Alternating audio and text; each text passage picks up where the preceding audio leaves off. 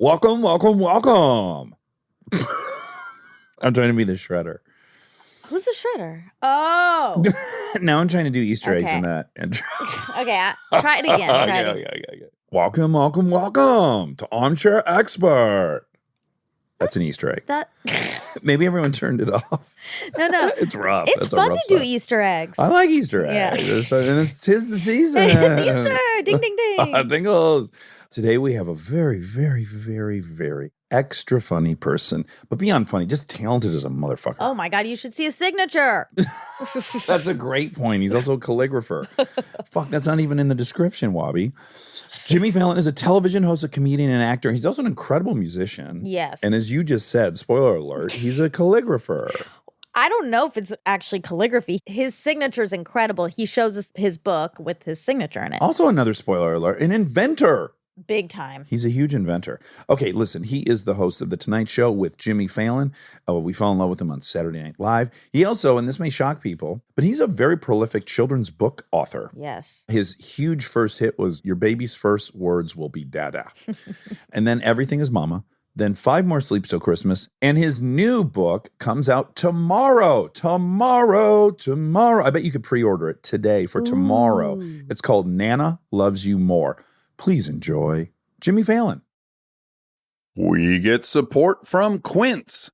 So we've been talking about Quince a lot lately, and as we head into fall, it's the perfect time to reset your wardrobe with their amazing pieces. I think it's so fun to do when the seasons turn over to just spruce up your wardrobe with a couple specials, and Quince is the place. Totally. We're talking organic cotton, Mongolian cashmere, tailored chinos from just $60. Premium fit and quality you'd expect from a luxury brand designer. I love Quince. You know, I like it understated and subtle, and I like stuff that has high quality. And Quince checks all those boxes. I love a lot of stuff from Quince. Honestly, they have incredible premium denim, which is very important for fall. It's pretty much all I wear in the fall is denim. And Quince has such a good selection of quality denim. Their stuff is so versatile, timeless, and built to last that you just grab every single day without thinking. Right. And all of that for 50 to 80% less than similar brands. They go direct to ethical factories, cut out the middlemen, so you get all that quality without overpaying for it. We love that. And they do way more than clothes. They have bedding, cookware, bath essentials, travel must-haves, same deal, and great quality. Upgrade your everyday. Download the Quince app for app-exclusive offers or go to quince.com/Dax. Get free shipping on your order and 365-day returns. Now available in Canada and the UK too. That's QUINCE.com/Dax. We get support from Apple Gift Card. Back to school is here, and for many, that means some big life transitions. Whether they are heading into a new grade or setting up a dorm for the first time, you want to give them something that actually supports their growth and success. Apple Gift Card is a versatile solution because it takes the guesswork out of gifting. It's not just about a new pair of AirPods for focus. It's about giving them the invaluable chance to choose the digital tools and subscriptions that suit their unique journey. They can use it for productivity apps on the App Store, movie nights on Apple TV, or extra iCloud storage for all those new memories. With Apple Gift Card, it's so empowering to give the students their freedom to allocate their own resources. Celebrate their new academic chapter. Visit applegiftcard.apple.com to celebrate their milestones and gift one today. He's an armchair expert. He's an armchair expert. He's an armchair expert. Check. Who is that scary guy next to you? Rodney Dangerfield. I read about this in your entrepreneur interview. You hit record yet on your recorder? Oh, Jesus. You hit record? Oh, yeah, I've been recording. In fact, the podcast is over on my end. It's unbelievable. I don't know how he did it. And it's really good. It's one of the very best ones we've ever done. Yeah, just send it over to us and we'll backfill the questions. You just go like, oh, I think I was 29 when that happened. I answered 150 questions. The first interview that was done backwards. You guys look great. Thanks for having me on. I appreciate this. We're so excited. Yeah, I'm very excited to see you. So I read the entrepreneur interview. You're already smiling, but I'm sincere. And the interviewer commented that he tried or she tried to pick up that Rodney Dangerfield statue with both hands and found it hard. What would you say the weight is? I'd say it's 20 pounds, 25 pounds. Wow. Oh my God. You ever bang out any curls for the girls in your office with it? Honestly, I actually do have these very expensive dumbbells that somebody bought me. Ooh. They're like Swedish dumbbells. They're in kilograms. Oh, wonderful. So that says 10. So that's 22 pounds. Thank you.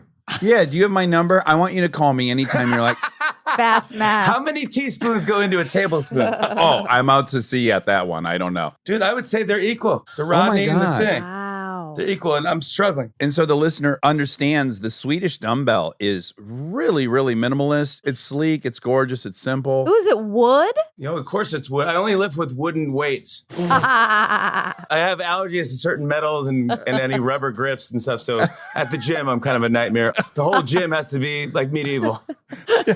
You have a big broomstick with weights piled on the end for your bench. Exactly what it is. That's just the way I work out. That's how I get the body that everyone's talking about, you know? Yeah, I'm glad you started us off there because I was worried about the transition into your routine. No, I get right into it. I get up, I run 20 miles, and then I have a car pick me up because I'm not going to run back. You know, I try to go in a different direction and see new places. Oh my God. And then they drive me back to the studio and I start my day. Then you hit the woods. Yeah, you guys want to hit the wood? That's how I say it. And no one joins me.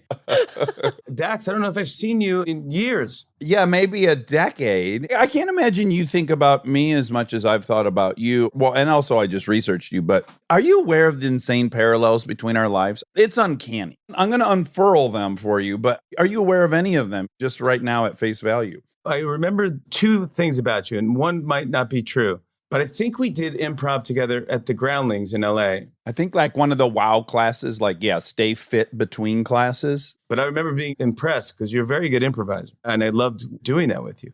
I also remember I was asked to host David Letterman's show when Dave had either a heart attack or shingles. Oh, wow. Neither a great option. No. And I hosted the show, much to NBC's chagrin. They did not enjoy that at all. I got a letter from the head of late night saying, please don't do this. We love you here at Saturday Night Live. We want a future with you. For you to do CBS, this would be the worst thing. Like, please don't do this. We're going to ask you officially not to do this and pass. Oh my God. And I was like, no, I can never pass. He's one of my idols. I love Dave Letterman. And I remember doing Letterman and they said, here's the only problem. We're not going to help you with the monologue or the booking of guests or any other bits. No, you can't do a top 10 list or anything. I go, okay. They're like, who do you know? Or we have these people that we, and I remember they said something about Dax Shepard. And I go, I love Dax Shepard. He would be great to have on. I think you were doing Punk'd at the time. Yes. So my memory of it's crystal clear because that was the very first time I was on a late night talk show. Additionally, and this is not a burn to you, but it's a really funny story. That's like kind of saying, hey, don't take this the wrong way. Already I'm feeling like it's a burn to me. No, it is not a burn. You're like to saying, Jimmy, don't take this the wrong way. I already took it the wrong way. Your face looks like a canned ham. All I got was a call that said, David Letterman wants you to be on the show. I already know the burn. So I fly to New York. I've never been on a late night talk show. Obviously, Letterman is God, right? So I can't even believe this is happening. I fly there. I don't even have a nice outfit. And it is on the ride to the studio where I asked my agent, who else is on the show? And he said, oh, Kristanna Loken, the gal from the new Terminator. Great memory. Jimmy Fallon, and you. I write back, that's too many guests. Am I even really on? Because Fallon will be on before I'll be on. I'm thinking, are they adding a third segment? That seems implausible. And then I say that to the agent, let me do some more digging. Oh, Fallon's hosting. It was a last minute fill in because something happened with Dave. And I think it was heart attack. Have you seen the shingles commercial? I think I'd rather have a heart attack than shingles, based on what the commercial tells me. I'll tell you what commercial I keep watching, and I think that she's a great actress, but there's one for Zantac or something where someone's sneezing, he's doing like trust falls, and he has the girl on his back. Yeah. And he's going like, achoo! And she's like making these really funny faces, and she's on his back. And I'm like, she deserves whatever commercial Emmys they give for, what are they called? The Rodney Dangerfield Award. Oh my God, She don't make me deserves lift that. it up again, please. I'm exhausted. No, it's going to stay there. Wherever I put it, it stays there for the next 3 hours. Monica, you have a great laugh. You have a couple different laughs. Thank you. Oh, do I? Do you want to do an impression? I want to hear, as the interview goes, your different laughs. You do like 3 different ones. As we go on, I'll see if we hit all of them. This is new. Do you think one's fake and one's authentic? I hope not. I live in a world where everything's real. Do you get told that you have a Bradley Cooper quality? Oh my God. I'm getting those vibes. Oh, wow. Are you? I think I probably know Bradley too well to see it. But it's not. It's like a You quality. also didn't have to answer really, Dax. You said, I'm going to pass on that answer. Because I think Monica's got a point. I didn't want to discount her observation, but I also want to say I've known him for 15 years very intimately. I just want to take a good look at you. Oh, God. I love that part of the movie where the way he talks in the movie, you know, it's tough being on the road. Here's my first song. Oh, rock and roll, we're going out and so down in the shallow, low. Oh, that was a good song. This next song is called Fried Potatoes. It's called Give Me the Biggins. It's called Give Me the Biggins. Here he goes. Give me the biggins, give it to me now. Ooh la la. That was a great song. I wrote that song in the back of a tour bus. Again, as a friend of his, I watch his talk show appearances. And you guys trying to talk about the Elephant Man, there's nothing more incredible. Oh my God. There's a moment Bradley says, my man couldn't walk. You said my man. Dude, and that made me laugh harder than anything. And we were in these dumb wigs, and I was trying to help him. I go, all right, let's take the wigs off. Let's reset. And you know me, I laugh all the time. And so I'm just laughing at the stuff, and I'm like, oh my God, I couldn't stop it at all. Couldn't stop laughing, and it just got worse. I think we edited it down to 15 minutes, but it was 25 minutes long of us laughing. Wow. Oh my God. So yes, and fun. because the topic is something so sad, without that being the topic, it doesn't go on that long. But it's just, you're basically at a funeral. Like you guys got the giggles at a funeral. It's the Mary Tyler Moore episode. It's the Chuckles the Clown episode, which is my high school yearbook quote, by the way, which was a little song, a little dance, a little seltzer down your pants. The idea was that everyone from the office at Mary Tyler Moore went to the Chuckles the Clown. It's this famous local clown. He got stomped by an elephant at a parade because he was dressed like a peanut. They're trying not to laugh at all these details during the funeral, and they're like, whew, and then somebody gets up and they're crying. They go, I'll never forget what Chuckles used to say. A little song, a little dance, a little seltzer down your pants. And then they all just lose it. And it's like the funniest episode. But I always remember that as a kid. I was like, oh yeah, Mary Tyler Moore. Well, hold on. I want to give you some credit that you probably have not been arrogant enough to take for yourself. So when you had Cooper do the guitar solo on your show, do you remember this? You had like an air guitar thing. Yeah. Like he really channeled something, right? Oh, interesting. You see where I'm going with this? I gave him the inspo to do Star is Born. I think he was dipping his toe in the water of, Oh. can I pull off a rock star? And so this thing starts as like a ha-ha bit, air guitar. That's embarrassing for all humans except for him. Yeah, he's Bradley Cooper. Him doing anything is the coolest. Yeah, so he's just out there fucking, and then girls are going crazy. And I honestly think that could have pushed him towards ultimately doing When a Star is Born. I didn't make it through the end credits, but I'm sure. You were thanked. Thanks for the inspiration, Jimmy, or JF even. Keep it To my vague. 2 top dogs, Elephant Man and Jay Fallon. Call him a top dog. I mean, and then I would say stuff to try to like steer the conversation. Go, well, his name is John Merrick. Had a T. It wasn't actually even his name. They renamed him? You go, yeah, they changed his name and he had no control. I go, and dude, we just lost, completely fell on the ground. It was like old school Johnny Carson, like Dom DeLuise types of bits where like cartoon tears were coming out sideways. Like, Yes. flying out of my, and I was like, if someone came over and had put a whipped cream pie in my face, it would have been like straight out of the 70s. It was so much fun. That was insane. It's rare that you like pass all the different markers. It's like, you're laughing, haha. Now you're smacking things, right? Did you ever see 4 Rooms, that movie? Tarantino directed A Room, Robert Rodriguez. Yes. And there's one called Misbehaving where these little kids are left in a hotel room and they find a dead person with a syringe in their arm under the bed and they're combing each other's hair really violently. Anyways, I was laughing so hard at that I had done what you did. I was slapping my knees and I was screaming. And then I just stood up as high as I could in the movie theater and I was just going, like standing. And I thought, where do we go after standing up on my tippy toes? You die. There's so many times in my life where I think I've died laughing because it's so funny. That was one of the moments. The other was I saw American Movie. Remember that movie that was like a reality about 2 guys making a horror film? Oh, no, it's my favorite movie of all time. Mark Borchardt. Dude, when he's slamming the dentist under the kitchen sink, he's banging a dude's head who's not an actor. He's a dentist. And he's trying to help out his horror movie. He's smashing his head into this board that is not breakaway. No. Over and over. And he keeps doing the scene. And he's screaming, his acting. He's going like, you son of a, you son of a. And he's banging the guy's head. Well, if you remember, he had scored, quote, scored the back of it. You know, like normally in a movie, there'd be a breakaway door. And so when you revealed the scoring, it was like someone just took like a sharp pen and just scratched. Yeah, they scratched the backside with a nail clipper. That was them scoring the wood so that it would break in pieces. And you remember the punchline of that is like, he's beside himself. That thing didn't break. And he's like, fuck. And he starts punching it. And his knuckles are bleeding. And he goes, fuck, that thing is like, everything's so earnest. Can I tell you my favorite moment of that is he's at the funeral home, one of his many jobs that he has. He's in the cemetery and he's putting flags up for some holiday. And he goes, yeah, I just had kind of a profound life moment. I went into the bathroom to clean out the stall. And instead of shitting in the toilet, someone had shat on the toilet. They shat on the walls. They shat. And I thought to myself, dude, I'm 36 years old. I'm about to clean up someone else's shat. My favorite one was when his buddy, who I just got, he couldn't be more lovable. Mike Shank. He goes, what are you smiling at, Mike? Looks like you won the lottery or something. And then they cut to a confession. He's like, I just wanted to scratch off. I didn't want to tell Mark because he wanted the money from me. So he actually did win the lottery. Oh my God. The line Kristen and I always do is he calls his buddy for some help and he's like, you think you can come over? Okay. Do you know where I live? Okay. You want the address? Do you have a pen? Can you get a pen?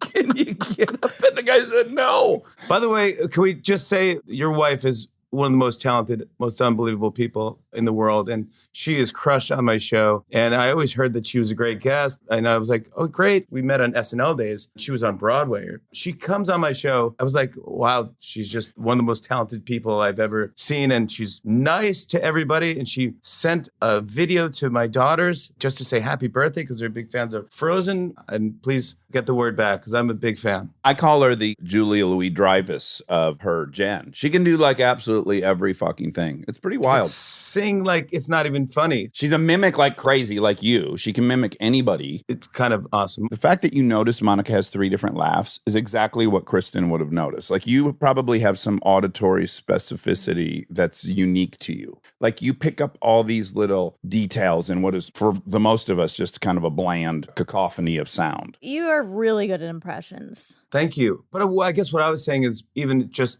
being an improviser, being in comedy, a lot of people think hanging around comedians is like the funniest thing because everyone's a comedian, but it's really like a lot of analyzing before it gets funny. What is this fish tank? Let me break it down all the parts and how many fish are in the fish tank. Hopefully 3.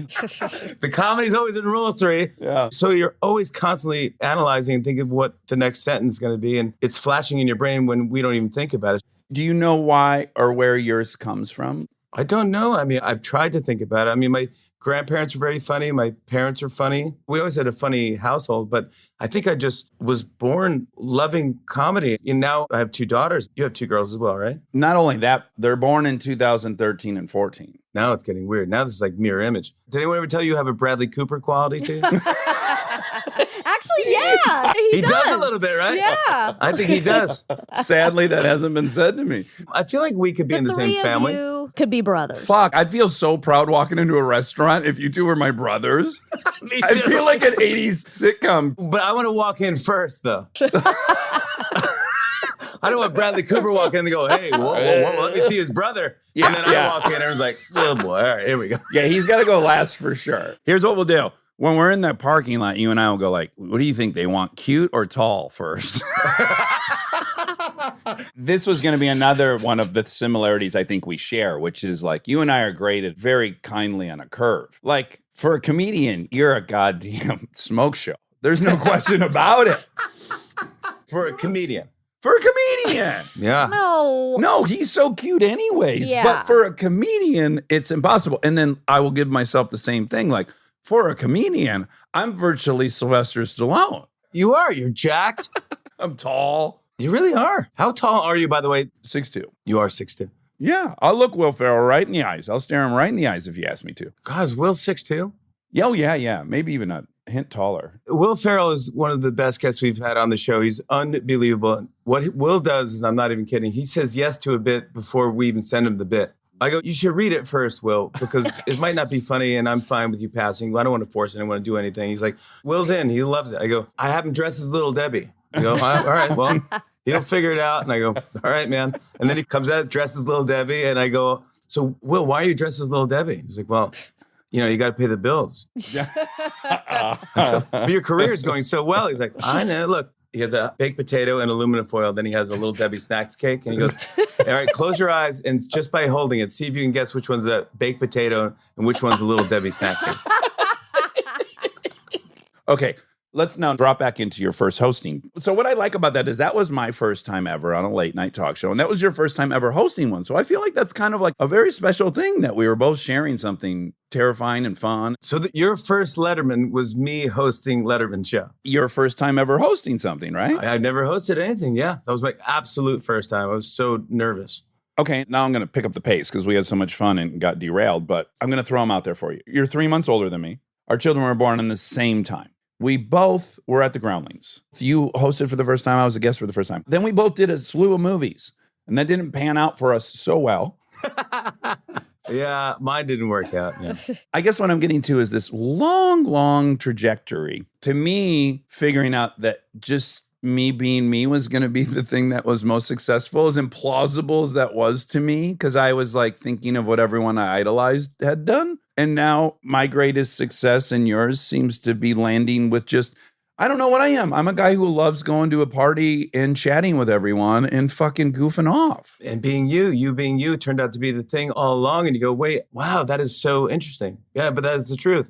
I didn't have a plan. I thought Saturday Night Live. I go, oh my gosh, what's next? I remember leaving Saturday Night Live. And at the time, Conan signed some contract that said that he would take over the Tonight Show in 6 years. I might be wrong about this, but I think I'm correct. And it was just the oddest thing. I don't know why 6 years, but I was leaving SNL and Lauren's like, so what's the plan? What are you going to do? And I go, I don't know. I guess movies. In my head, I'm like, am I Bill Murray, John Belushi, Eddie Murphy? That's what they do when you leave Saturday Night Live. You become a big movie star. Well, who were you? Can I ask? Belushi was always my favorite. Okay. Like as far as energy wise, and he could sing and he'll just do anything for the laugh. And that's kind of what I do. Obviously not saying I'm John Belushi, but at the time I thought that's the career I wanted to go with. Movies didn't pan out, like we said. Yeah.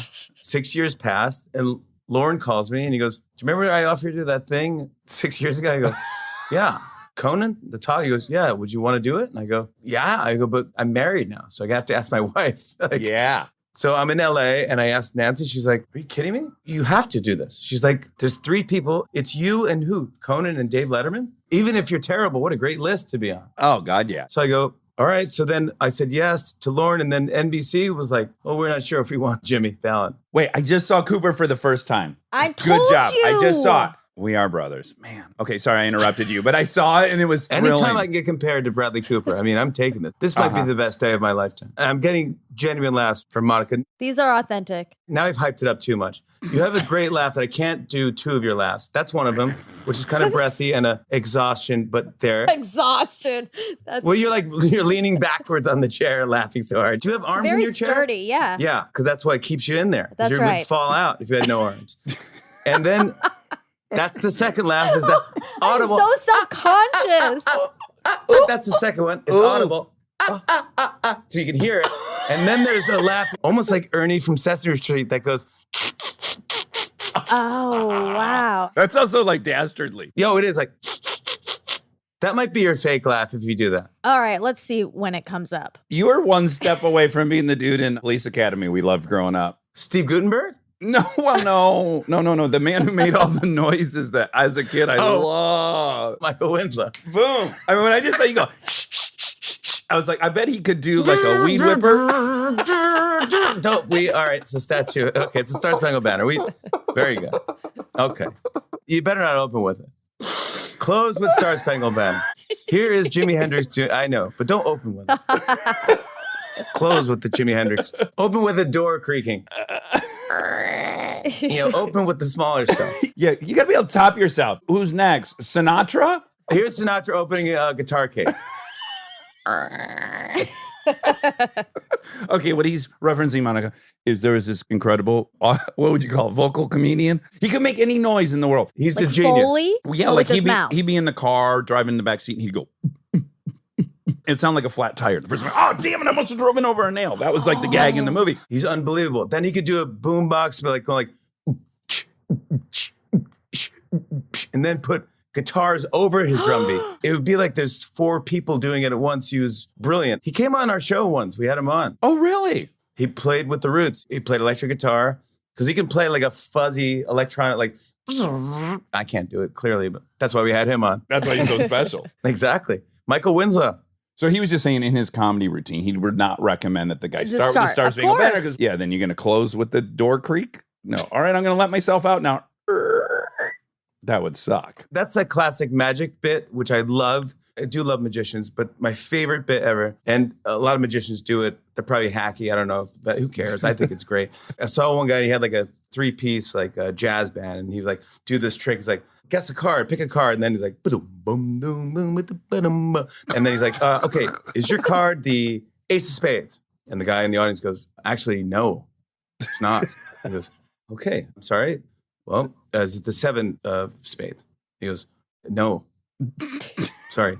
He goes, all right. And I'm swear he did this. He goes, okay. He's like, well, anyways, my name is, I'll make up the name, Ron Gentry, and magic is hard, but, practice at home. And thank you very much. And he leaves the stage and you go, oh my gosh. And then the band's playing. And then he runs back on stage. He goes, stop the music, stop the music. He goes, where's that guy? He goes, 3 of hearts. He goes, that's it. He goes, yeah. And the bang, he guesses the number at the end.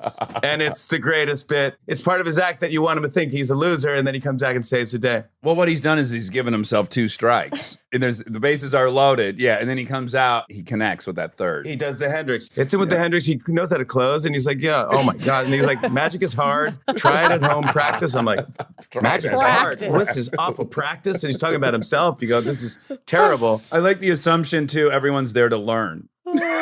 like they're students. Okay, so look, as you see, it's really hard. That's why we practice. It was a fantastic bit, and it was just, I love that. Speaking of Hendrix, there was a guy called the Two-Fisted Art Attack, and I saw him at Woodstock, not the one with the fires and the... Toxic masculinity.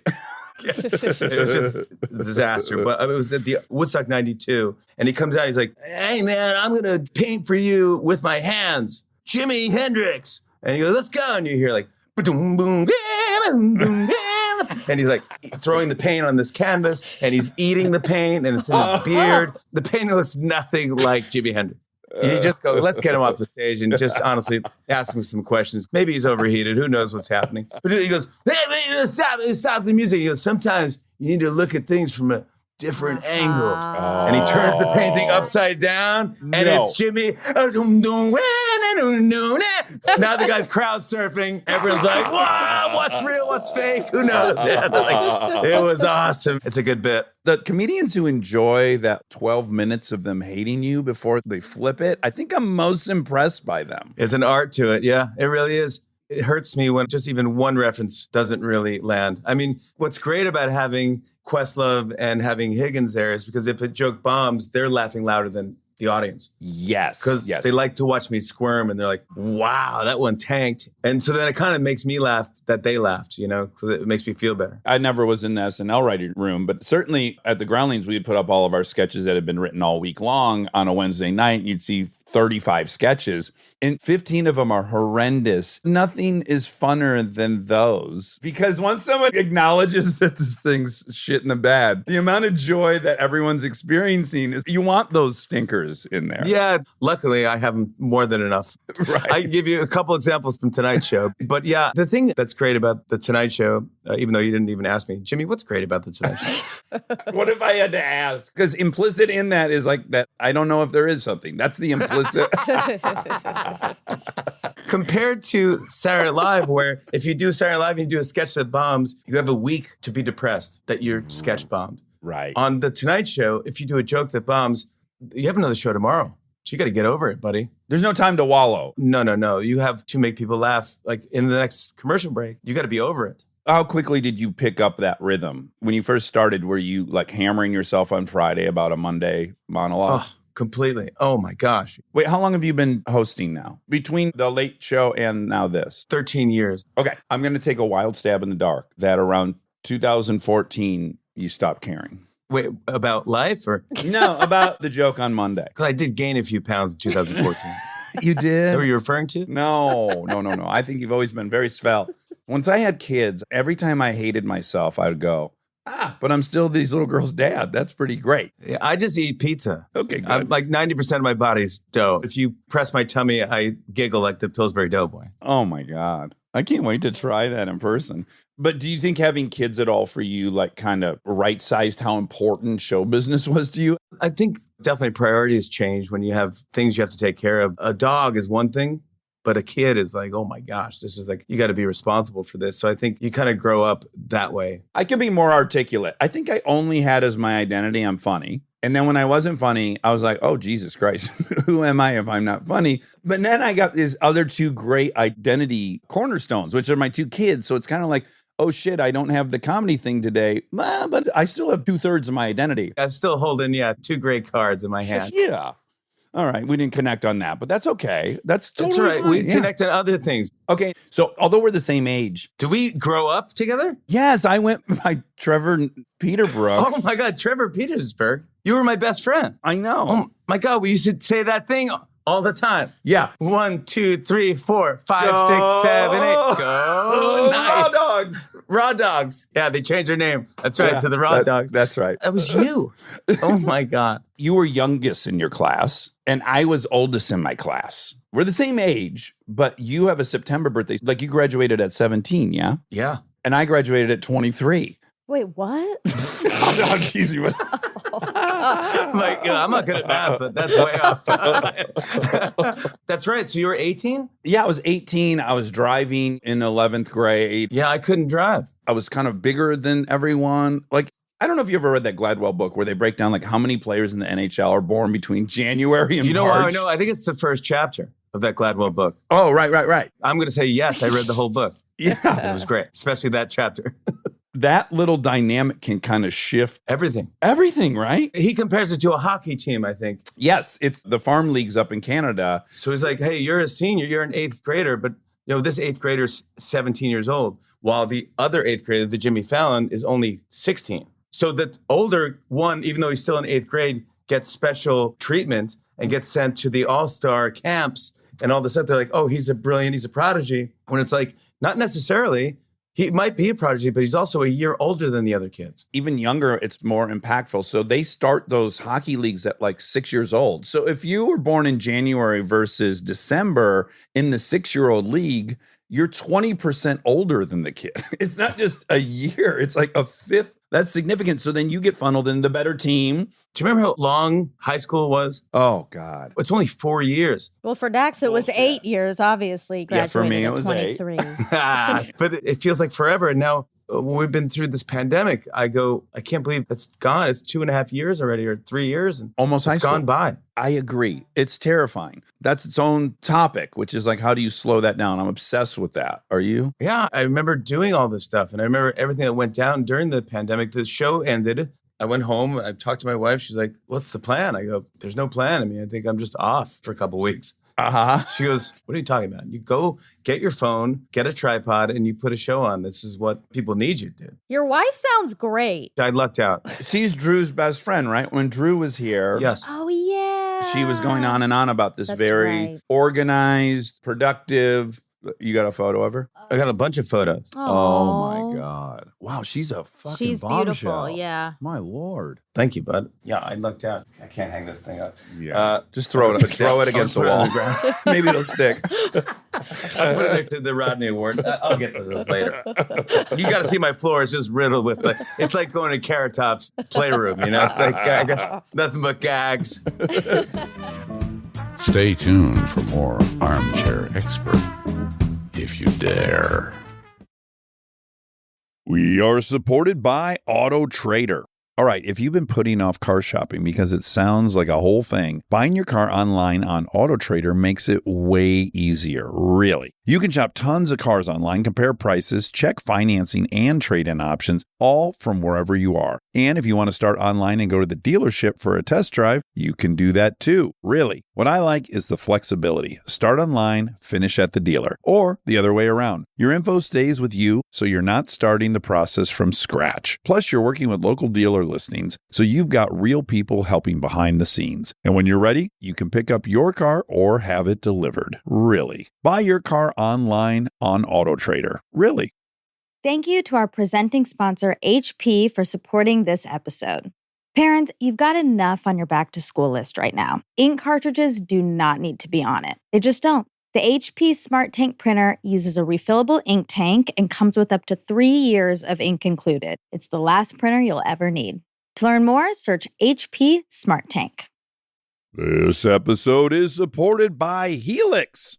All right, let's talk about something we both really care deeply about: sleep. It's the most important thing. I've had my Helix mattress for years now, and I genuinely think it's one of the best investments you can make for your home. Mine still feels just like it did when I first got it. Well, that's the thing. It's not one of those mattresses that caves in after 6 months. These things are built to last. And, I'm a side sleeper. I ordered a side sleeper, and I get hot, so I have cooling. And I can't tell you how much more comfortable it is to be in there not sweating and tossing and turning. Cooling is really important. I've read that you're supposed to sleep a little bit cold. So I also have cooling. And they have over 20 models, so it's not a one-size-fits-all situation. You just go take their quiz, and they match you to what actually works for your body. Plus, they've got cooling upgrades, which heading into summer, non-negotiable. Truly. Go to helixsleep.com/armchair for 20% off. That's helixsleep.com/armchair for 20% off. Make sure you enter our show name after checkout so they know we sent you. helixsleep.com/armchair. This episode is sponsored by BetterHelp. You've heard us talk about BetterHelp for a while, but I don't know that we've ever talked about how much people love this service when they use it. BetterHelp has an average live therapy session rating of 4.9 out of 5 based on over 1.7 million client session reviews. And you can check out the reviews yourself at betterhelp.com/reviews to see how much they love BetterHelp. Knowing that kind of service feedback from real people speaks for itself. I'm a huge proponent of therapy, as we've talked about before. I've learned so many things about myself that I believe truly only an outside, objective person could help me come to. BetterHelp makes it easy to get started. Answer a few questions, get matched with a therapist based on your needs, and switch therapists at any time if it's not the right fit. See the reviews, see what stands out, and see if BetterHelp is right for you. Visit betterhelp.com/Dax. That's betterhelp.com/Dax.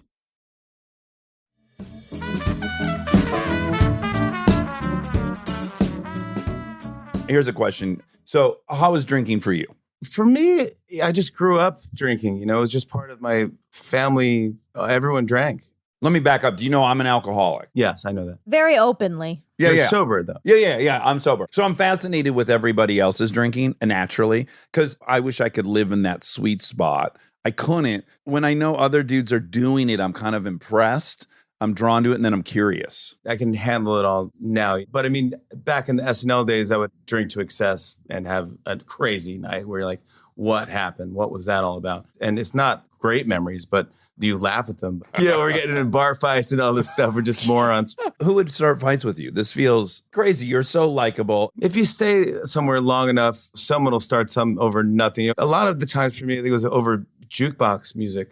Okay, that makes sense because you're passionate about that. I think someone would skip my song or something. I'd be like, hey, what was that all about? And I was like, well, you going to do something? I go, yeah, here we go. And I'd fight over the Doors. People were pissed that you always wanted to play This Is the End. 14 minutes longer. And I already have my jacket on. So I'm like, you can't leave and make me listen to this song. You're settling up. And then I get in a fight over it. It was always just like scrappy things. And then we'd kind of just either get thrown out and go to another bar and, whatever like that. The next day, we kind of would act like nothing happened, or say like, "Oh, that was weird," or something. Wait, where are you from? Brooklyn. I was born in Brooklyn, New York. I moved out when I was like 1. So I can't really say I'm from Brooklyn. I'm from upstate New York, Socrates, New York, which is a beautiful little town, kind of like Little House on the Prairie, just awesome Catholic school, the altar boy, Irish Catholic. But there were fights and all that stuff growing up. Was it all boys school? No, co-ed Catholic school. And I was really into being an altar boy. I was like going to be a priest at one point. I loved it. I was like into it. What aspect did you love? I love the incense. I love the smell of incense. I love the smell of the church. And I love getting dressed up and The costumes. I'm trying to remember what they're called, like a hassock or something. And I knew all the terms and everything. I was friends with the nuns and everybody. I was good at ringing the bells. I was the best kid. Great timing. And then I think I was talking to Bill Maher about this, and he said, dude, that was your first experience on stage. Oh, for sure. And I didn't even think about it, but you're up on the altar and you're looking down and all these people and your parents are in the pews and they're watching you. I think that did have a lot to do with me getting on stage and liking that feeling. Did you also like approval from like older male figures? That's not loaded. I'm being Not sincere. sexually. No, I'm being sincere. Yeah, I did actually. I really did. I was friends with a lot of people, in my school and all that stuff, but I actually did have a lot of older friends. I was friends with old men and stuff. Also, my grandfather used to bring me to the VFW and he'd just go and get a couple drinks at the bar and I would sit there and I'd play the jukebox and just I'd have to hang out with either my sister if she came. If she didn't come, I'd hang out with the old men. They would talk about foreign wars. Sure. Vets of foreign wars. That's what they talk about. Exactly. And they'd tell me all these war stories and I'd sit there and listen. And I was probably 12 or something. You said that your parents were pretty protective of you and your sister. Overprotective. They didn't let me cross the street. I'd have to ask their permission. What do you think drove that kind of fear about you getting hurt? Was it having been in Brooklyn with a 1-year-old? What was it? I think the city was pretty rough where they grew up in Brooklyn and it was tough neighborhoods and my dad was in gangs and stuff. And to go from that extreme to beautiful, quiet upstate New York, where honestly quiet scares city people. Yeah. City people need sirens. They don't want to hear nothing. That freaks you out. When it's quiet, it's like, okay, there's a raccoon out there. There's a bear. My mom would make up all this stuff. She wouldn't even let me camp in my backyard. I remember I had a subscription to Boy's Life or one of those magazines just because she wouldn't let me join the Boy Scouts or do anything like that. So I had to use a magazine and live vicariously through other boys and see how to tie knots and do stuff. And so I remember I got a tent at a garage sale. I go, I'm going to stay out in the yard. She was like, all right, you be careful, could be animals and stuff. I go, all right. And I went and I camped. And in the middle of the night, she couldn't take it. She came and woke me up and said, get inside. I can't take it. Wow. I can't sleep. I think you're going to get attacked by a raccoon or something. Get inside. One of the many raccoon attacks in your county. That never happened once. And we'd always lock our car doors. Like we would lock everything, lock the cars, lock the house. No one's ever stolen a car from us. No one ever broke into our house. I don't know what this is based off of, just the city life, I guess. Did you develop kind of a duality? Because you're a rascal. Like you like to have a good time. I'm sure you liked girls. Did you find that you were keeping part of you secret at all? Because you're in the church heavily, your parents are fearful, you must have to lie to them so that you can do the things you want to do. No, I mean, I didn't have to do that. I think I made a choice around 9th grade to not be a priest. I didn't date anyone. I was really kind of an odd kid. I had maybe 2 girlfriends in high school, maybe. Really? Maybe. I don't even know if I really actually said girlfriend. I mean, it was weird. So then is it weird when you became kind of a pinup-y heartthrob? Like you were named most beautiful person, you were on that list. Like, was that all abstract to you? Yeah, it was all crazy. And you're like living the dream. You're actually getting every dose of fame that you could possibly think of. It's kind of fun. It's great. I would fool around with girls, but college is where I go, okay, you should probably get a girlfriend and just see what that is like. And so I got like a pretty serious girlfriend in college. Was it because you were so hyper-focused on what you wanted to do in life, do you think? Yeah, I mean, I remember like the big breakup, I just was like, hey, I got to be selfish and I can't do this. I'm really going to go and follow my dream here and I'm going to do whatever it takes to get on Saturday Night Live and I'm going to move to Los Angeles and take classes and I want to see if I can sign with someone at Brillstein Gray. I had this weird plan because I read all these Saturday Night Live books and I'm like, a lot of these Saturday Night Live cast members were signed with this management company, Brillstein Gray. And I'm like, if I get signed there, then I can somehow get an audition for Saturday Night Live. And yeah. So I had this whole plan in my head and I had to say like, yeah, I have to be selfish. I don't have time to think about anyone else. That's actually kind of admirable. Instead of trying to juggle 2 things you knew you were going to fail at, and then ultimately you would just be unavailable and that person would have to relieve themselves from it eventually. It worked out, I mean, for both of us. I have one last question. We're going to talk about your book. And that is, we've had so many awesome people on here who have gotten the whole thing that they were singularly focused on. Even like to talk to Mike Schur about getting into Harvard. That was his thing. Or these different people have like gone to Harvard and they got there and they're like, where's the magic feeling? And I did it myself too. It's like I had a whole fantasy about what people recognizing me would feel like, what having money would be like, what having girls out of my league like me be like. And although all of it was fun, none of it did anything to me internally. And it kind of fucked me up on some level where I was like, oh, this was all supposed to like satiate my spirit in a way that I was going to know contentment. Did you have that experience after like accomplishing all those things by 23? No, I think maybe it was after SNL where I go like, now what do I do? Because when I was on SNL, I did it to the max. I did everything I could possibly do. I go, this is it. And I'm totally going to remember all of this. And I'm going to come in. I'll be the impressions guy. Then I did Update, which I never thought I'd do. I host Weekend Update. I go, oh my gosh, that's great. Then I became the guy who laughs at himself. And you go, okay. So you kind of run the gamut. And I loved every second of it, every party, every sketch, every late night writing, bags under your eyes, things that work, things that bomb. And it was just so fun. I just loved it. And then I think it was after SNL and the movie's not working, where I just kind of felt a little lost, like, well, now what do I do? Because that was my dream, and I did my dream. Yeah, and there's a lot of life left ahead of me still. And there's probably a second where you think in your head, like, they'll probably cancel Saturday Night Live if I leave. Sure. They'll realize that I'm the glue, and they're going to have me back, and I'll have to start Saturday Night Live again and keep it going forever. And it'll be they who embarrass themselves, not you. Of course, yeah. And of course, life moves on. New cast members come in. No one even remembers that you were on the show. Again, I give it to my wife, who I was dating at the time. She was like, all right, well, what do you want to do? Do you want to do stand-up? I mean, you did stand-up, so you can do that. I go, yeah, I guess. She goes, write an album. Like, if you want to write comedy songs, just write an album and do something fun. And so I'm like, I don't know who to write with. Everyone's still at SNL. She's like, get your friend from high school who you always talk to all the time and you write stuff with him. Justin Petersburg. Exactly. Wait, that was you? I'm sorry, Trevor. Trevor, sorry. Yeah. And so I did that. I had my friend. I said, hey, would you quit your job and come just write a thing? And so he's like, sure. So he actually quit his job and just wrote with me. And we wrote a script that didn't go anywhere, but we sold it, called Going Country. It's about an emo singer who writes a country jingle, and the country jingle becomes gigantic, and everyone wants that guy to be famous.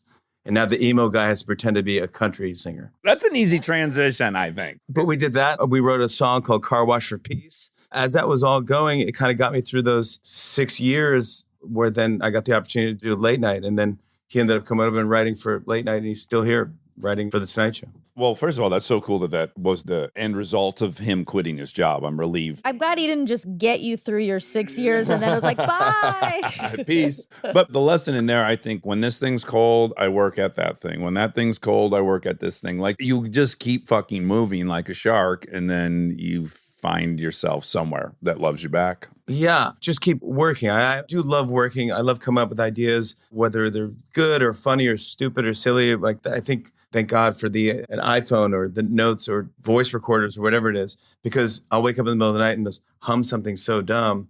And my wife must be like, he's out of his mind. And then next thing you know, it's a sketch on the show and we do it. And you go, oh, that's what he was humming the other night. I love the feeling of accomplishing that. And I feel like this show is kind of perfect for me because I get to talk and have conversations and meet people. And I am a fan of pop. I love music. I love art. I love movies, TV, all that stuff. And then I can also do sketches if I want. But then if I have a song, I do a song if I feel like it. If I want to pretend I'm a game show host, I'll be a fake game show host. And it's all the stuff you're like, why not? Let's just keep doing it. It's like, I don't know what my brain would do if I didn't have the show. I'm very, very lucky. Well, I think that I would give you the same compliment that I give Will Ferrell, which is, of all the comedians I've known, so few literally do it because they just love playing. I see in you like this insatiable desire to play at all times, which is so lovely, by the way. It's why you're a great performer, is I can see that you're having fun and it's contagious. Like, it's a gift, and I'm glad you've always embraced it. And by the way, I think it's why, like, any comedian that went on to write many children's books that are all successful, you're such a shoo-in for that because you're just a fucking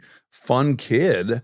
And it makes sense. I fell into that because, again, I have these dumb ideas. I have an idea for sunglasses. When I'm waiting online, I always spin my sunglasses around. I go, what if they had like a ball bearing here? Ooh. And you can get a good whip to them. And so I invented a sunglass called Spinnies.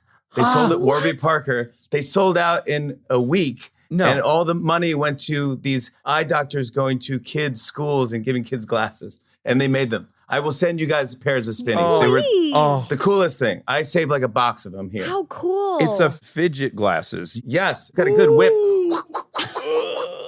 Yeah. I just had our first baby, Winnie. It was tough because we couldn't have children. You know, we're trying everything, and we ended up having her through surrogate. So it was just an awesome Kristen thing. stepped in. Most people don't know that. In addition to her comedic skills and Oh, dramatic. she's so, that's why I complimented her early. Yeah. So fertile. A lot of people were saying, what's the baby's first words? Was it mama or dada?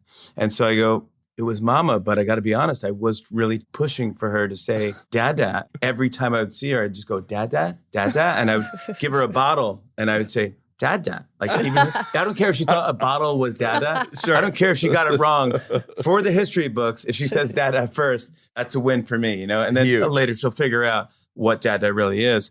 And so I go, maybe I'll write a kid's book because I'm reading all these books every single night to the babies. And if it's called Your Baby's First Word Will Be Dada. And Yeah. the whole book is just basically the word dada on every page. So it's quack, dada, moo, dada, you know, ba, dada. So I did that as a joke. The book took off. It Yeah, became yeah. a hit. And then even crazier, I was getting videos of kids reading the book back to their parents. And like, it was a lot of kids' first book they've ever read. And then kids were laughing. So they're figuring out their sense of humor to the book. And I'm like, I didn't plan any of this. And it became so like rewarding to me. I'm like, yeah, that's what I had planned the whole time, to teach kids how to read. And I was like, I was just being silly. So I just did that. And it was just turned out to be such a fun experience for me, top to bottom. It still is. I'll get on my socials videos of people going, you did it again, Jimmy. My kid's loving dada. And he says quack and he laughs at a duck and all this stuff. I go, awesome. So I did dada. Then, of course, I had to do mama because I have two girls and I obviously have a mother. And so I wrote mama and then I wrote This Is Baby, which is kind of a baby body part book. These are your eyes, these are your nose, these are your fingers, these are your toe, you know, rhyming and all that stuff. And so I just did that. And now the newest one, Well, then 5 more sleeps till Christmas. that one was another one I didn't understand if that was going to work or not. I just thought that'd be fun because I was walking my daughter home from school once and she goes, how many more sleeps till we go to grandma's house? And I go, how many more sleeps? I never heard that. So cute. Yeah. That should probably be something. How many more sleeps till Christmas or something? So that inspired me. So I stole the idea from my daughter for that one. And she gets no residuals. Well, she'll get it at some point. I'm the one who started Bradley Cooper's career and I'm getting nothing. Right. He's walking around with all these awards. You just did the ultimate Bradley Cooper, which is when you do this, that's straight Cooper. I've seen him do that 3,000 times. You know he does that? Explain it. It's all your fingertips on either side of your forehead, and then you shoot the arms out straight. You spring it. Boom. Yeah, he would be saying, bro, yes. Wow. Interesting. Holy fuck, you This got is it. so interesting. It is. Now when he comes on, all we're going to talk about is you guys. I think the three of us need to announce ourselves as triplets, brothers. That's a side project. Put it in your voice memos or however you do it. I do have a sense that when anyone's with you, you get about 7 minutes of dial-in, then you got another idea and you're like, the phone's out and you're doing this, and then you're back for 6.5 minutes, and then you're like, oh, a straw that explodes when you put it in the trash. You know, I feel that way sometimes. Is that ADHD? I mean, it seems like you have ADHD. Yeah, I didn't get diagnosed with it, but I'm not sure if I want to. Sometimes I just kind of zone out and go like, hold on 1 second. Then I'm like, all right, what about cranberry sauce slices? Pre-wrapped like American cheese. You unwrap them and you put them on your turkey sandwich. Only have them seasonal for Thanksgiving. And then I go, all right, now what were we saying again? You probably won't admit to this. I would, because again, I'm overly out there about this. But a psychiatrist could actually diagnose you with ADHD if you can go to sleep on cocaine. And I'm just going to judge from your face. Dude, that's the only way I can go to sleep. Sleep dust. Your wife is taking like a Tylenol PM, and then you pull out your mirror. Night, night, sweet dreams. Alcohol would be my drug of choice. I've never really been a druggie or gotten into drugs. Okay, but just you personally, you can answer the question in your own head. Wow, yeah, I can fall right asleep on cocaine. I'm not saying you've ever done it, but I'm just saying after the interview, you could diagnose yourself based on just that. You know, I've been asleep for the past 5 minutes. Okay, perfect. And answered all of your questions perfectly. You channeled it into something productive. So who cares Oh, if you're yeah. ADHD or not? Like ultimately it served you well. Yeah, I mean, I guess I could talk to someone and just see what it is. But isn't it so fun for you that like you can stand in line and be like, I think it'd be fun to twist these glasses around, and then that can happen. Like all of this crazy stuff in your head because of who you are and what you've built, you can make happen. That's amazing. It's wild. And it's the most luckiest thing in the world because I had another dumb invention. I go, okay, ready? And you guys can do this. You're at a sporting event, okay? You're rooting for your team. Your team scores. What do? Freeze! What's exposed right now? Your Armpits. That's what I'm saying. Prime real estate. Why not put logos Oh my God. on the armpits? You put I love New York or I love LA. Oh, wow. That's the only time That's And then great. when your arms are down, you're a normal person. Oh my God. You're not rooting for your team. Why it's so brilliant is that you're also connecting an emotion to the product. So we only see the product when someone's at their happiest. Yeah, your arms aren't up when your team's. You're like, yeah, we lost. Right. So the Pavlovian response would be when you see the product, you feel triumphant and joyous. Thank you. Okay, well, we got to talk about Nana Loves You More. You don't actually have to. No, I want to. But maybe I don't want to now.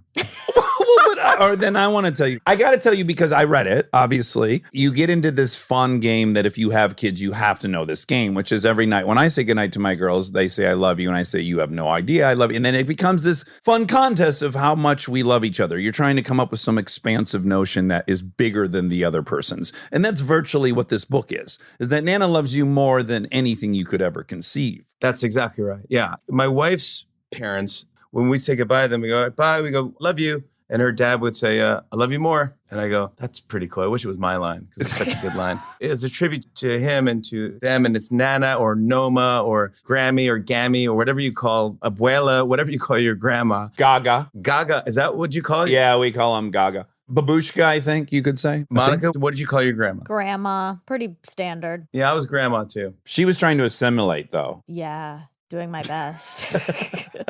My copy's autographed, by the way. Oh my! pretty What your a fucking! signature I is. know. Honest to God, I'm not just blowing smoke in your turlet. You're so goddamn talented. Yeah. You just do so many things: the impressions, real. musically, the inventions, the That's fucking the Bradley books. Cooper in you. That's the Bradley. It's the Cooper. BC. So anyways, the books things have been fun. I really just wanted to come talk to you and tell you guys you do a great job. And especially during the times when people need entertainment and need something to not think about when they watch the news and they're going, the world's falling apart. You can watch two smart people just talk and have great smart conversations and funny. And you don't know where the time went. And you go, oh my gosh, was that already an hour? I can't tell you what you've done for so many people. It's the best thing. I'm so happy you guys are doing this. Thank you so much. And that was going to be a whole other conversation we don't have time for. But just like you and I are lockstep in that, Jeopardy doesn't have to tell you about the Affordable Care Act. You can just watch Jeopardy. You can have 22 minutes of your life where you watch trivia. It doesn't need to seep into every motherfucking thing on the planet. Can I have an option?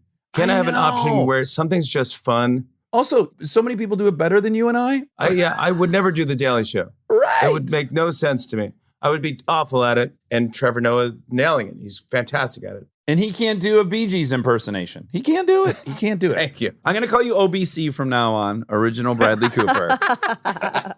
So with much love and much admiration, OBC, thanks for sitting down with us on what I know is a busy day. And everyone should buy Nana Loves You More. Monica, I heard all different types of laughs. Oh, good. We got all three?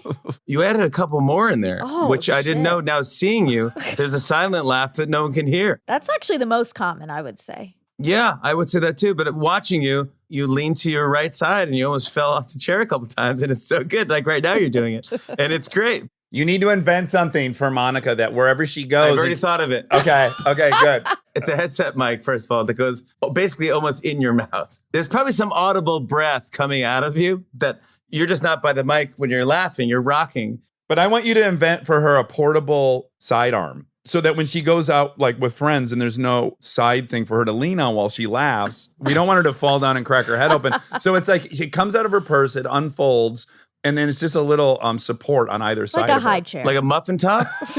Yes, like a very muffin architecturally Designed muffin top. And when you lean, it inflates. That's nice. We can work on this. We can Okay. work on the muffin top. We'll work on inventions next time we talk. Man, this has been fun. So fun. So good seeing you, brother. And it's so good to see you too. And best to everybody. And thank you again. All right, take care. Stay tuned for more Armchair Expert, if you dare. We are supported by HP. If you're a parent or you know one, like I do, or you can help take care of kids, you already know what August feels like. It's not summer anymore, it's the pregame. The supplies list, the forms, the we need this printed by tomorrow texts that come in at 9 p.m. And I say this as someone who's been on the receiving end of those texts in a former life. You're ready to help, and then the printer says no, out of ink, blinking at you, useless. It's such a small thing, but it will absolutely derail your night. So when I heard about the HP Smart Tank printer from HP, America's most trusted printer brand, I thought this is the kind of thing that actually makes life easier, not in a big flashy way, in a one less crisis way. Instead of those little cartridges that run out the second you need them, the HP Smart Tank uses refillable ink tanks, and it comes with up to 3 years of ink included. 3 years. That's 3 back-to-school seasons without the cartridge panic. HP can't fill out the forms for you, but they can make sure the printer is never the reason you're up past midnight. Search HP Smart Tank. This podcast is brought to you by Squarespace.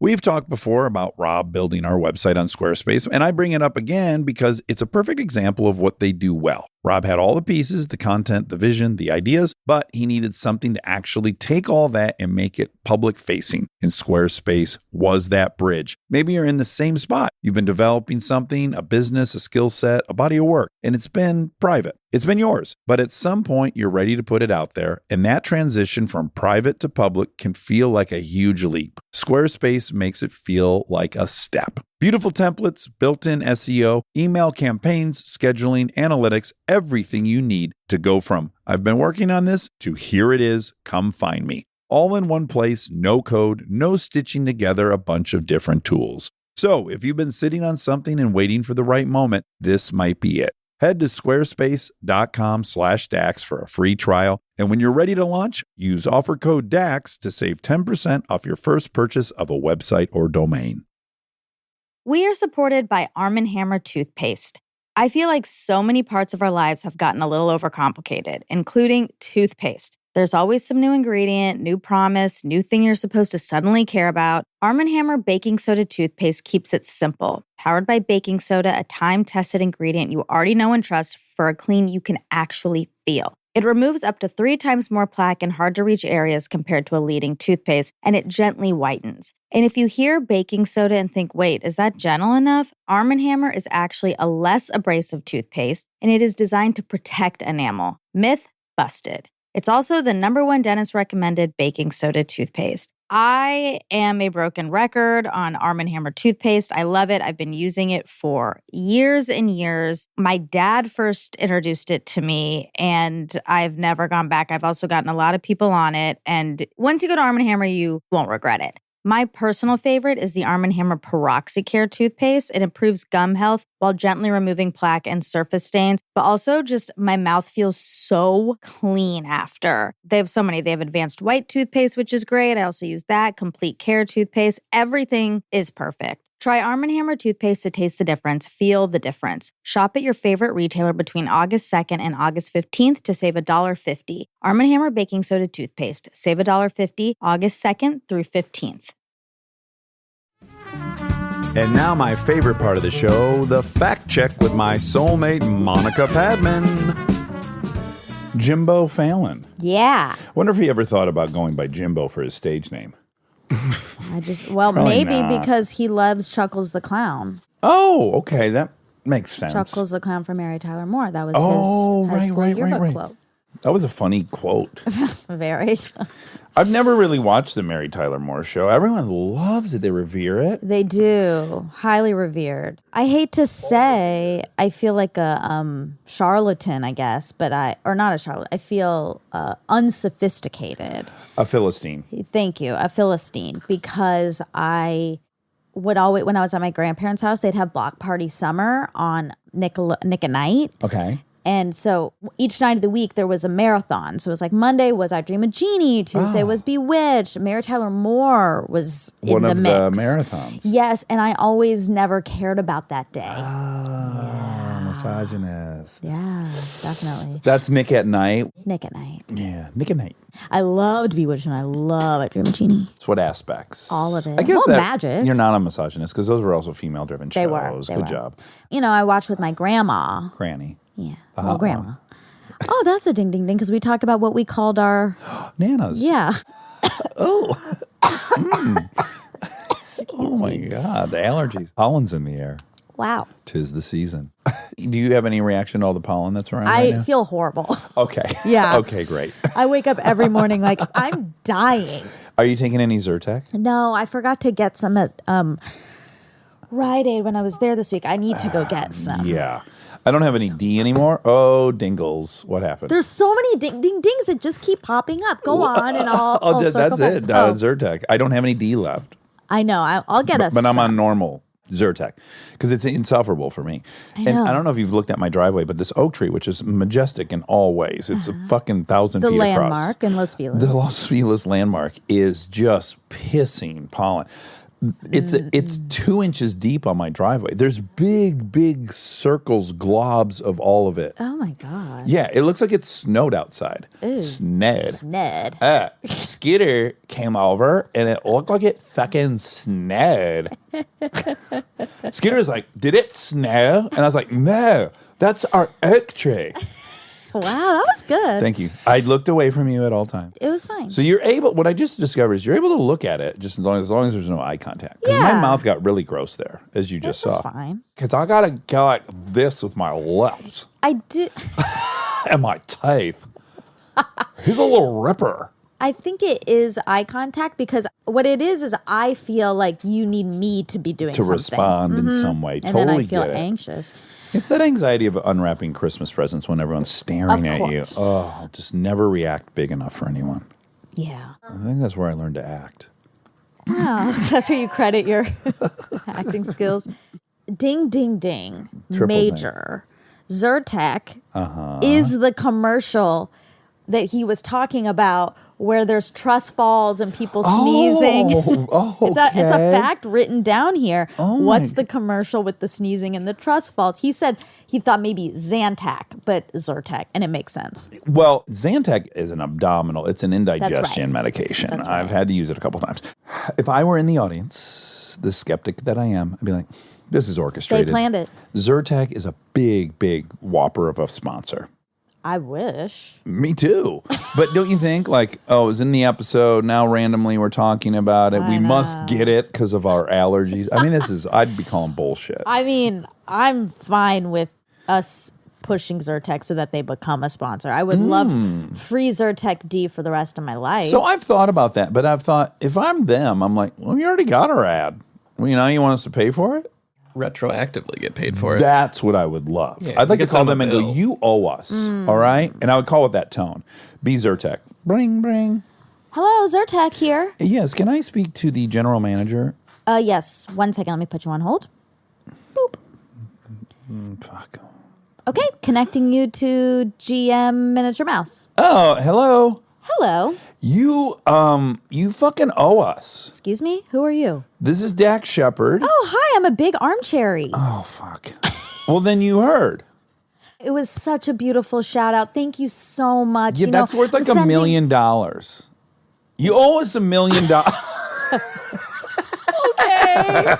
Okay, fine. Oh my God. I couldn't go through with it if I knew they were an armchair. Exactly. Yeah. All right, this is exactly how it goes. So let's just back up. So you're Maximus. Hello. Hey, you owe us some money. Excuse me. So who's this? Who is this? This is Dak Shepard. Okay, I thought I recognized the voice. I'm a big fan. You got to do the whole. You got to do your part again. I'm Control. sorry. This is so No, you controlling. got to set me up. Okay. Yeah. I just don't know what you're trying to do. So okay. Right. Okay, this is Dak Shepard. Hello, I'm a big fan. I'm a huge armcherry. Love the podcast. Oh my God, you are? Yes, I love the Roy Choi episode. Oh, thank you. I'm just calling because we wanted to send you a present. Oh my God, that's so kind. Do you want I'll have my $100? assistant. I'll have my assistant give you my info. Yeah, I just wanted to get to. If I found out their armchair, I'd start offering them money. Sure. Yeah, it would flip. Remember when I feel like we talked about this, how whenever it's a good hack for you, whenever you're feeling angry, Yeah, big time. to think, perhaps this is a person who enjoys my show. And you know what? I just want to be clear about that. It's not they enjoy my show like it's an ego thing. It's that I know they're sweethearts. Like armchairs are sweethearts. That's right. So if I see someone in traffic lollygagging, at first I just think like, oh, this fucker doesn't want to go to where they're going. Yeah. And now they're going to make me not get to go. You know, I run the whole thing, attribution error. course. But if I go, oh, it's armchairing in there, they're just bobbing through their day, trying to leave the world better than they found it. Yeah. And they're doing the right thing, and I'm doing the wrong thing. I should have left earlier. Well, I think it's lovely that you think of all armchairs as sweethearts, but also don't you feel like you want them to see your best self? Like you want to be the best for them. There's some accountability. There's that. Yeah, you're right. So it works in two different ways. One is when I'm interacting with people, yes. And that is probably ego or vanity or something where I think, oh my God, they it's like okay. this person, and now they're seeing this shitty person. Yeah, and I don't want but to you're be both. that. So I want to be the best version of myself. Yep. And then there's another time where just I'm getting annoyed with somebody. I'm not going to interact with them. Oh, I see. And I just imagine they're an armchair. see. Yeah, and then I love give them some grace. Yeah, and I imagine what they're doing is the proper thing to do. And maybe they're struggling. Yeah, they're probably going through some stuff. That's why they like the show. Yeah, exactly. Well, I've got a really dangerous question to ask you. Okay, go. Okay, so there's a guy driving erratically, Mm-hmm. okay, and you're getting him mad, okay, and then as you're pulling up next to the car, you're passing slowly, though. This takes a minute. Your window's down, his window's down, and you hear that he's listening to Armchair Expert. yeah. Okay, and then as you get next to him at the light, you see he's masturbating to it. Okay. Oh my God. Where does it go? What's your conclusion after that? Armchairs are pervs. So, okay, here's the thing. I'm not going to generalize all armchairs based on that one guy. Right. Okay. But I'm just saying your emotions. Like first it was like agitated, then he's listening to the show, probably endearment. Yeah. Then he's masturbating. Then like, oh. Yeah. The whole gamut then. Yeah. A real Okay. ride. And it's specifically to your voice. So it's like he keeps hitting 15 seconds back as well. So you know, not only is he Is doing the guy this, Brad Pitt? Yeah, it's Brad Pitt. Then I'm excited. Okay, then you take your shirt off. don't, the real thing's over here. Then there'd be zero questions left about the simulation. If you pulled up at a light and Brad Pitt was choking his chicken, listening to you talk about your mouse. But then again, we wouldn't know if he's horny for mice. Yeah. Well, but doesn't matter. then it still, Yeah, ding, still ding, ding. works. Still works. Okay, so this was a fun revelation. We were discussing him guest hosting. You were on the show. Yeah. And he said heart attack or shingles. I thought he was joking. Oh, okay. I mean, I thought he was just joking, like it was maybe shingles. Now I knew about all the heart stuff. I didn't know Exactly. about the shingles. Well, yeah, he said like I had to guest host. I don't remember why. I think it was because he had a heart attack, or maybe it was shingles. So I laughed because I was like, it was obviously the heart thing. He's just adding in this funny Right, disease. as a throwaway, yeah. Yeah. Not so funny. Though. And it was shingles. Oh my God. He did have a heart attack, but You know I live in great fear of shingles. you do. Do you know that? It's supposed to be so Sometimes you see my painful. posts on Instagram, but I had one where it was just a direct to camera. I'd seen like my 25th commercial for shingles in a row. And I had to take to the internet to just say I'm so grateful I don't have shingles and I'm so afraid of them. Yeah. I understand. I have a friend that got it and it was bad. It's brutal, right? Yeah, it's I really do too. bad. I do She too. couldn't wear like a shirt for weeks. Oh, Yeah. David Letterman. This is in 2003. This is when you were on the show. This took me a while. I bet. Because I kept looking up heart attack And he had one. So then Yeah. I was like finding out that I was think he had in like quadruple bypass, maybe. he did in 2000.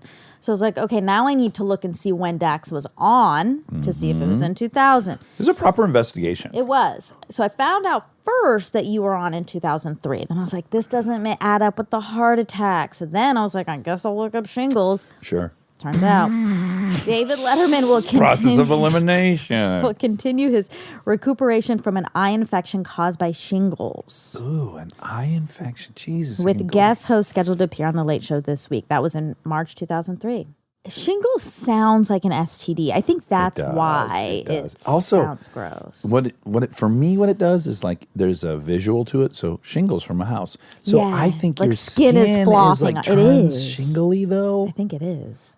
Oh, I'm so sorry for anyone who's battled shingles. It's supposed to be so painful. It's like nerve. Yeah, that's the condition is a viral infection of the nerve roots that typically results in pain and rash caused by the same virus that causes chickenpox.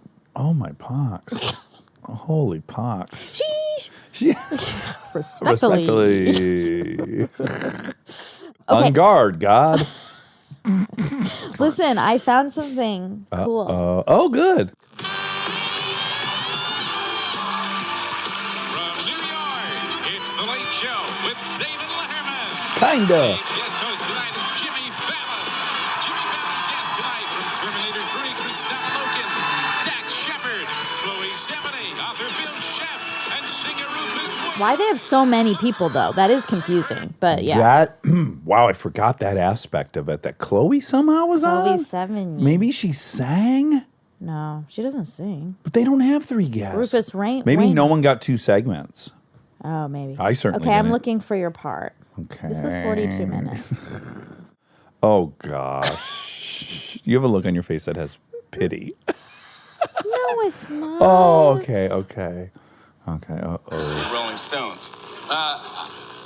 Look Our how next guest young. is one of the stars of MTV's Punk'd, which can be seen Monday nights at 10:30. Please welcome, very funny, Dax Shepard, ladies and gentlemen.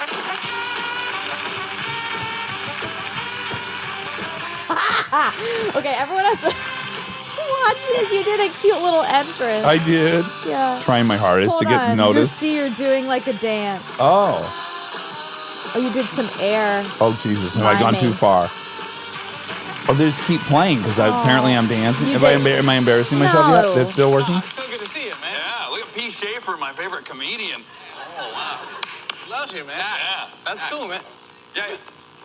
Nice Well, to see this you, is off Dax. to a bad. I just get off on saying your name. I just Dax, you know. It's a good time. Dax, yeah. Sometimes I'll sit at home for hours on end just looking in the mirror. Hello, Dax. Just saying it, yeah. Yeah. How's things, You look Dax? so young. Doing your answering machine over. Dax isn't here. Unfortunately, Dax is not home. Yeah. At Dax's house.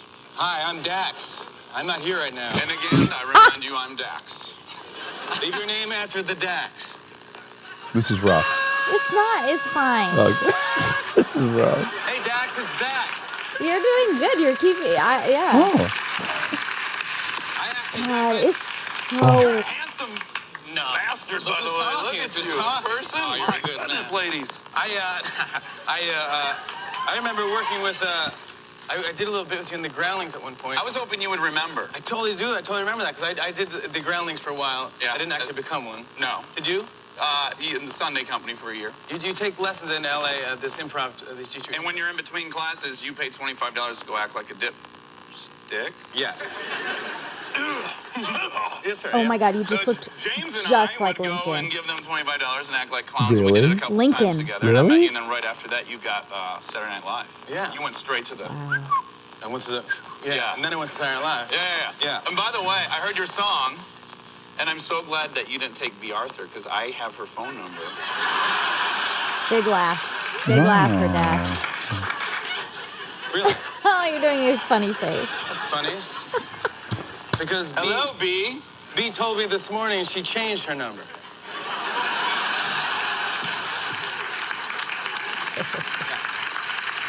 But I'm enjoying this. Awkward because we date the same girl. The same lady, it's so weird. But it's a great movie. B's kind of opens July 4th. B's easy, unfortunately. I thought I had won the gold chain by getting her number, and here you've been traipsing around, God knows where it was. Speaking of Golden Girls. Speaking of gold chain. planes and girls. Yeah. You ran into a celebrity in the airport. Oh my goodness, yeah. Well, mind you, the entire experience flying here was what you'd beg to happen prior to going on a talk show, because I'm walking through the airport and I see people taking pictures, and by God, if it isn't Mr. T, B.A. Baracus is waiting to board a flight. Yeah. I don't know where he was headed to by the Garden State, but you do this thing, like, now enough celebrities watch Punk because they're afraid and they want to know what to watch out for. But there's that awkward moment where you're like trying to feel if they know you, or you know what I'm saying? So I went up to Mr. They T. must feel like they're getting punked as well, right? Right. Yeah. So I went up to Mr. T and I just shot straight in. And I was like, I pity the fool. And he goes, I pity the fool too. And I was like, oh, we're doing something. And then I realized he had no idea who I was. He just would do that with anyone. And like, this guy like was pushing by like the newspaper. Oh, you're up. I was like, pity the fool. Pity the fool. Mr. T was like, you're right, I pity the fool. Which, what a tagline for your whole life. Yeah. Like I joke that if everything goes perfectly and I end up inside the actor studio when I'm like 70, 120-year-old James Lipton's gonna go, please, the kids want to hear it.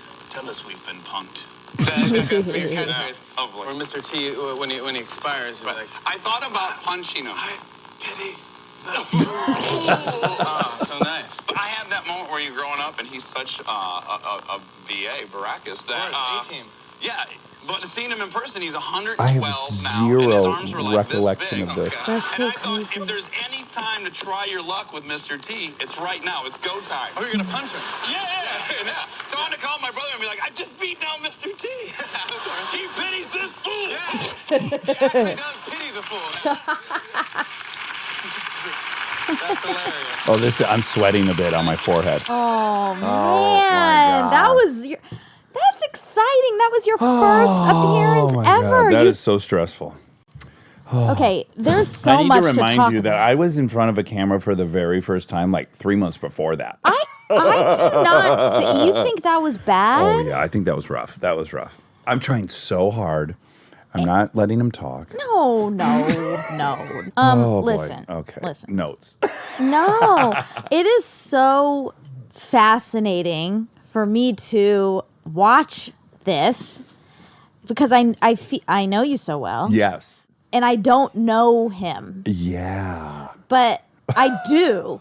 Like, there's this weird thing where I'm like, oh yeah, there he is. Like, Yeah. it's very rare to be able to do that with someone. Like, you'll never be able to do that with me. You'll never be able to go back and. Not true. I watched you in the cheer, in your cheer competition. Oh, sure, but that's not my personality. That, by the way, that's not mine. That's what's weird. But there are pieces that Yes. are. That's what I'm saying. It's like even just the way you like change names and stuff like that's so you. That's true. That's true. That's true. And it's like sweet to see it in this little boy. Yeah, I think because the reason I was getting asked to be places is I was on this show that was crazy.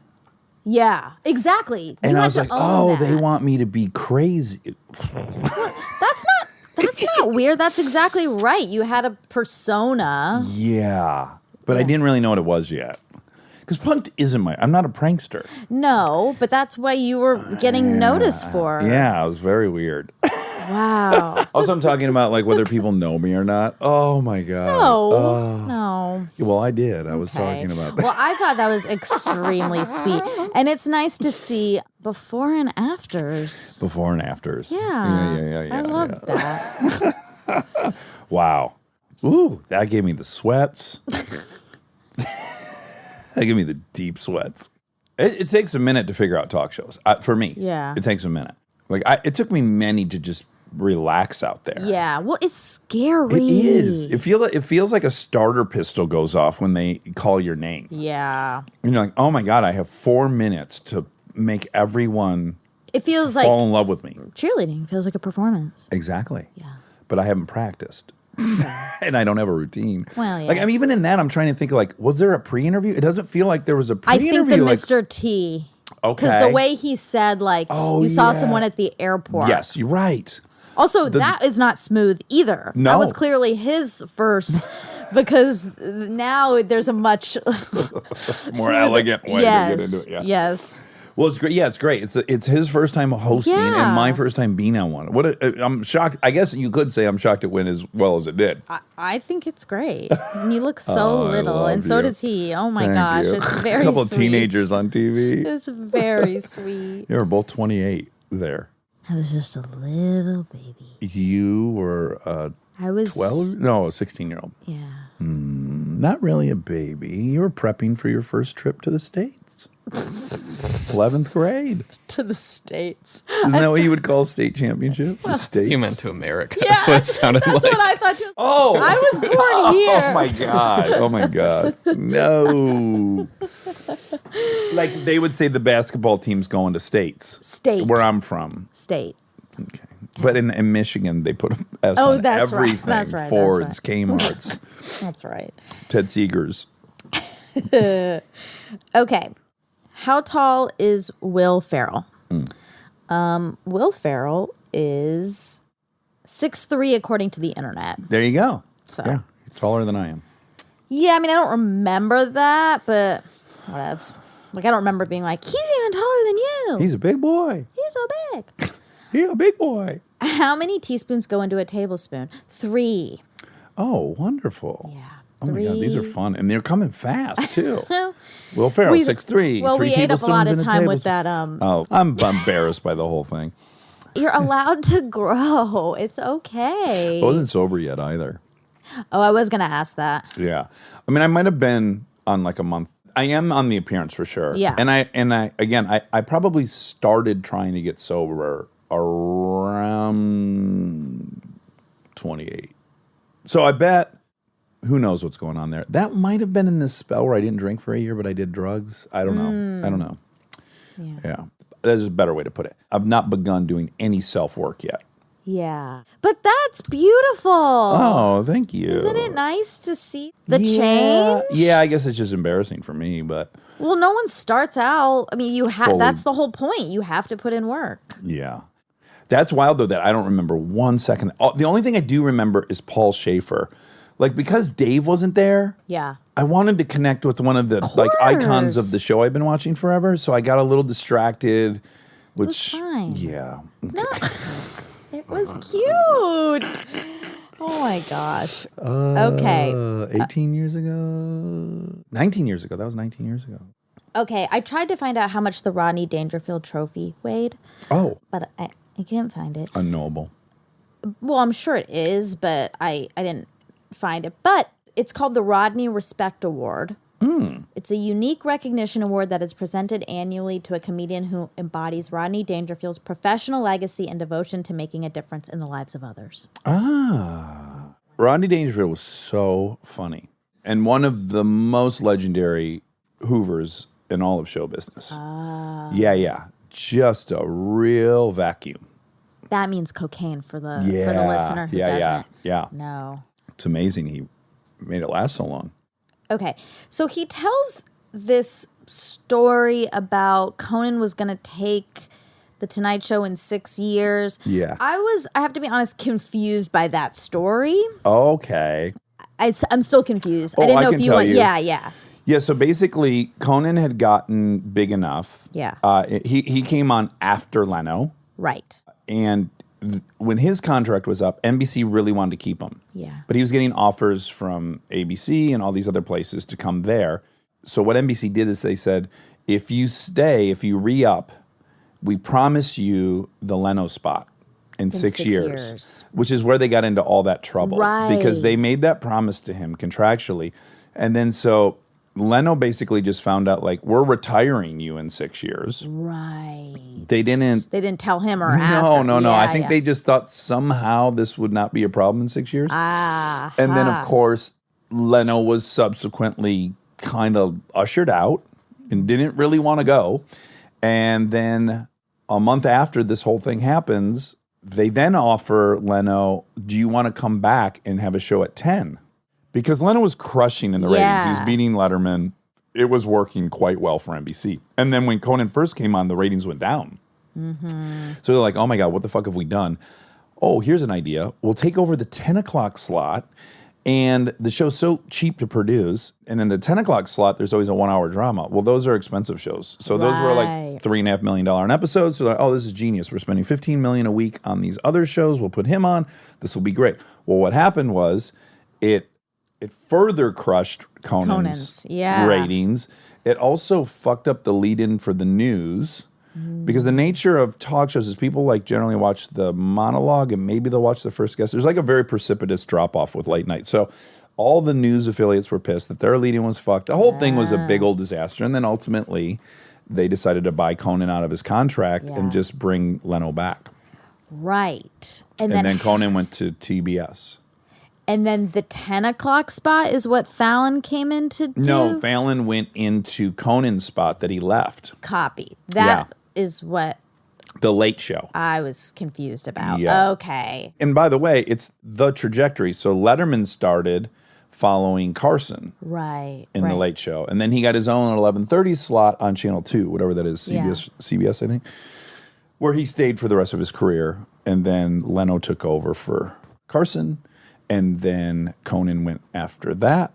Yeah. And then Conan went up to primetime. Fallon went to late night. Yeah. And Fallon went up. Yeah. Yeah, isn't there's like a book on it, I think. There is. Like The Late Shift the Late or something. Night Wars or something. Oh, there's like that too. I think there was a movie, The Late Shift, based on a book. There's currently, and I watched a few episodes of it. It's really good. There's a history of late night that maybe CNN did or something. I like it a lot because Kimmel's in it a bunch. Oh, fun. And it just makes me happy for him. Because they're telling you that Jack Parsons, the very beginning, how you get to Johnny Carson's whole run. It's a very few people. Oh, God, yeah. Over handful. a 40-year period that have got to do that. Yeah. And he's one of them. And So I like awesome. that for him. Was that the HBO one that yeah, used a bunch of our clips? Oh, yes. Yes. I think I sent it to you because when they talk about Leno, they played clips from our show. Yeah, that's amazing. Yeah. And by the way, I didn't know that. I'm so interested in that whole story. So Yeah. I'm watching it as a fan of late night. And all of a sudden they cut to clips of our show. I almost... With our photos too. Yeah. Almost shit my slacks. Wow. It was very exciting. That's really Sounds like flattering. Robbie was more. He had a copyright infringement. Yeah, he issue. seems upset. I was just flattered. He seems that we resentful. I was like, oh, I'm not in there, but I'm somehow in there. Yeah, you made it in. Yeah. All right. Well, those are all our Those are good facts. Fallon facts. Some were hot and fast. Some were embarrassing for me or stressful. And here we are. And here we are. I love you. Love you.